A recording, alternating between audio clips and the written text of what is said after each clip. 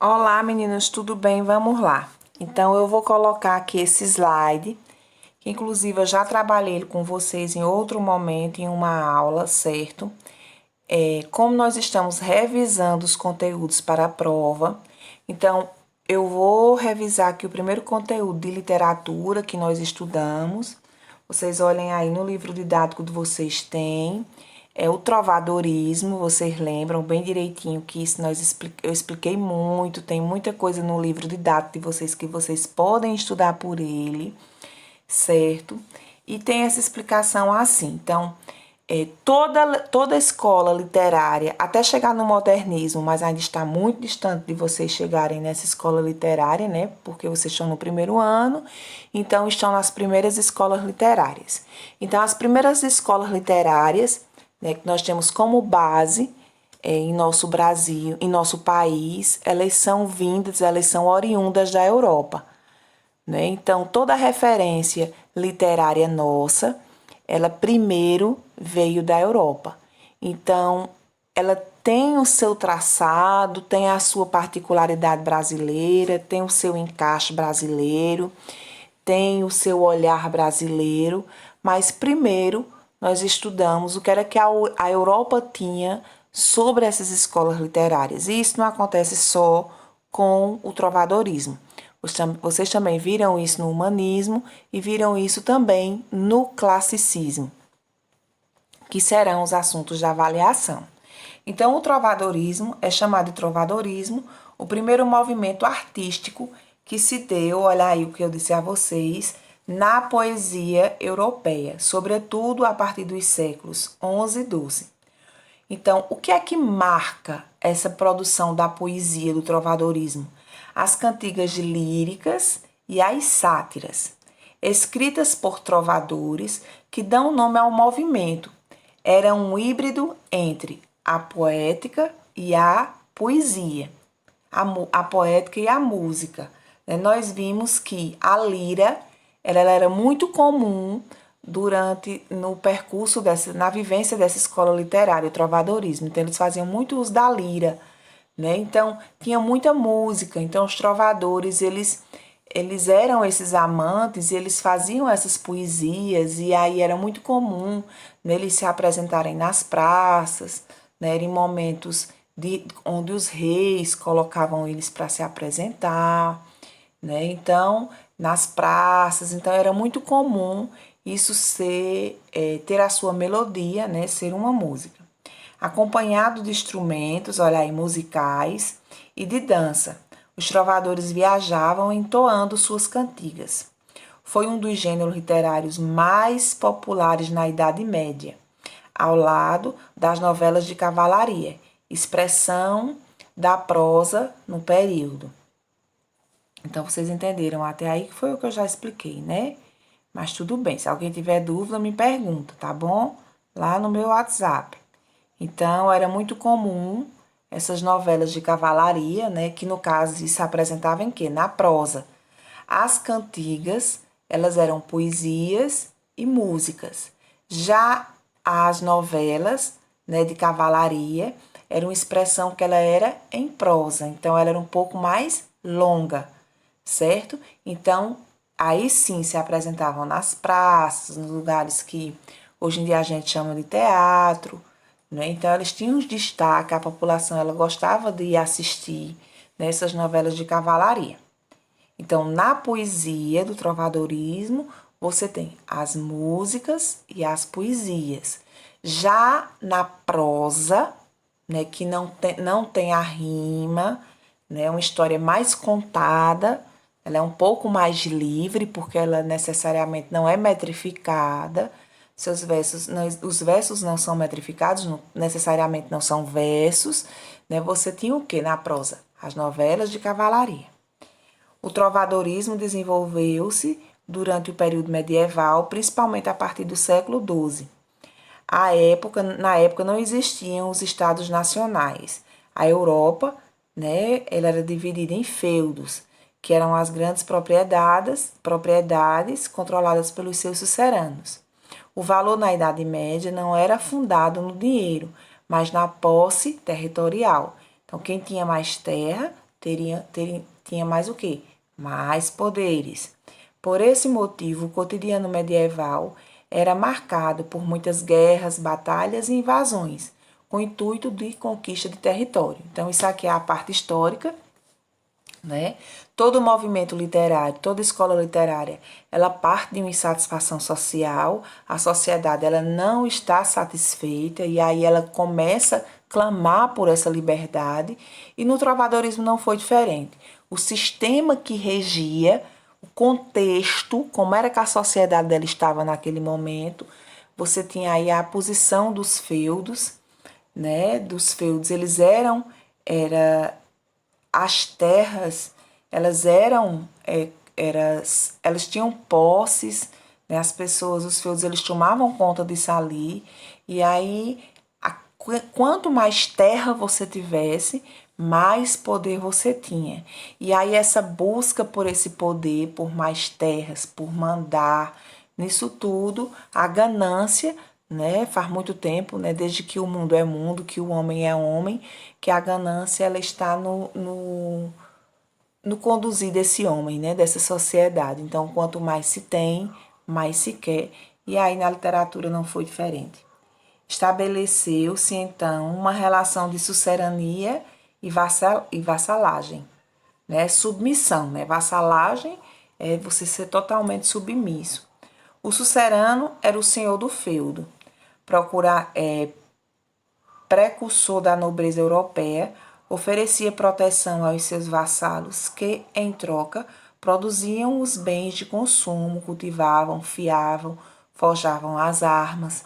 Então, o vassalo, ele era totalmente submisso, né? Ele trabalhava naquelas terras, então o que ele produzia era objeto de troca, né? Então, ele não ganhava nada com aquilo, então ele ficava na terra, né? Produzia aquela terra, arava, tomava conta daquela terra, tomava conta dos animais, né? Dos bichos, do dono da terra, em troca de moradia e do seu sustento. Então, ele não evoluía, se ele não tinha condições, ele continuava sem essas condições, enquanto o dono da terra enriquecia, né?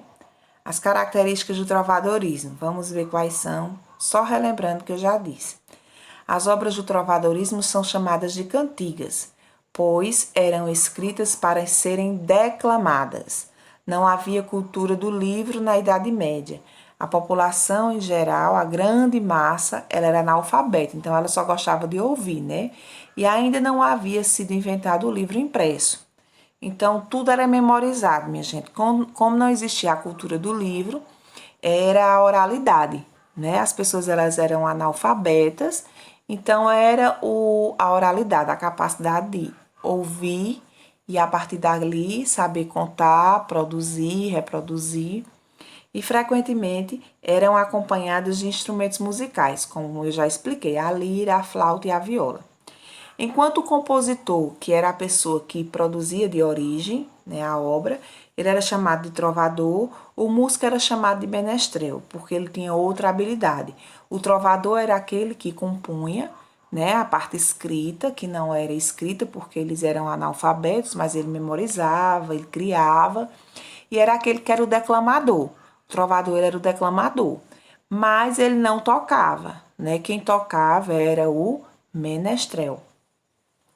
Chamava-se segrel o trovador profissional, que no caso não é mais aquele, já é o alfabetizado, que lia alguma coisa, ele era chamado de segrel.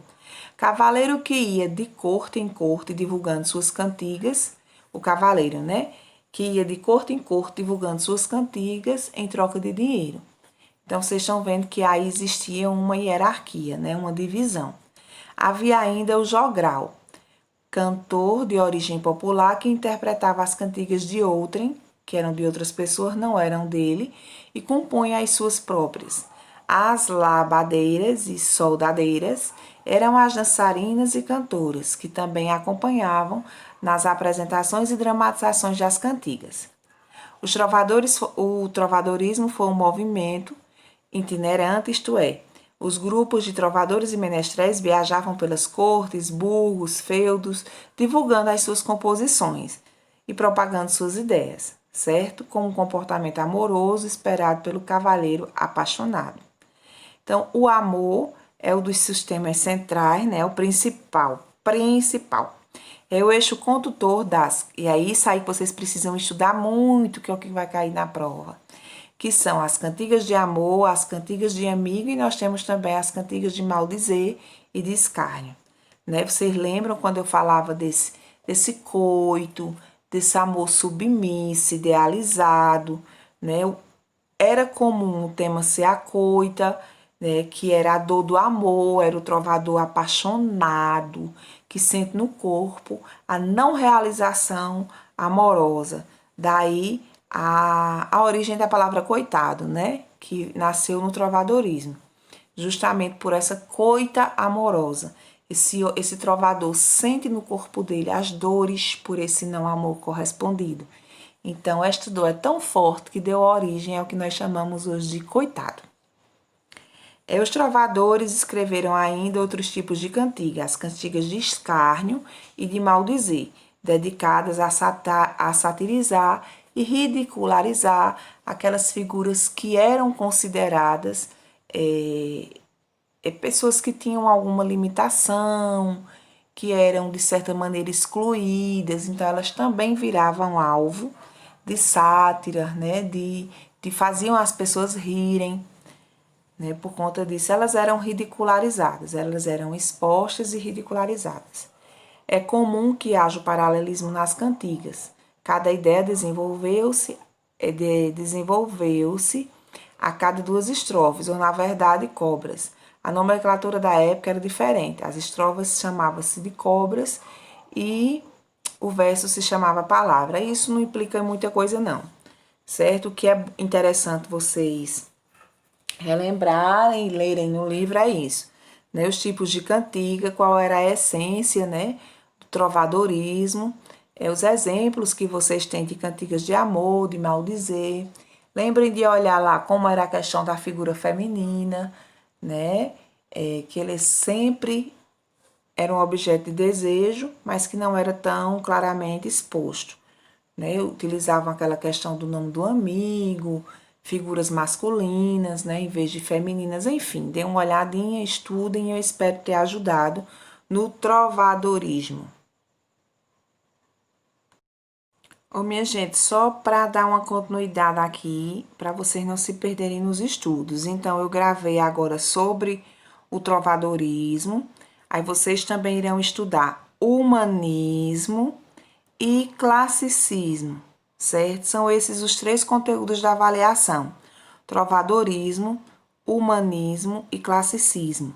Sobre o humanismo e o classicismo, vocês têm esse material aqui na plataforma, com questões de explicações. Vocês têm no livro didático, sobre o assunto, né, que eu já falei nas aulas, e tem no canal. Olhem lá no canal os vídeos que falam sobre humanismo e sobre classicismo. No canal, esses vídeos, eu estou, inclusive, explicando um slide, tá certo? Eu tanto explico o humanismo, reviso, tem lá, revisão humanismo, revisão classicismo, tá certo? Então, trovadorismo, humanismo e classicismo, ok? Cheiro, fiquem com Deus.